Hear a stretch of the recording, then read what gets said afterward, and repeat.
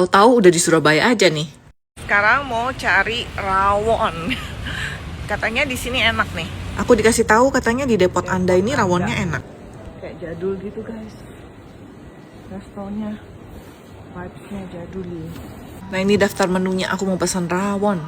Guys, ternyata menu andalannya tuh sop buntut. Tapi aku tetap pesen rawon ya, jadi aku pesen rawon sama sop buntut. Rawonnya aku pesen dicampur, terus aku tambah empal. Ternyata empalnya ini tebel. Kalau sop buntutnya ini dapat 3 buntut ya, sedang ukurannya ya. Sekarang kita racik rawonnya ya, masukin toge. Ini togenya spesial kalau rawon yang kecil-kecil gitu. Peresin jeruk, terus kasih kerupuk udang. Satu lagi mesti pakai telur asin. Ini lumayan bagus sih telur asinnya.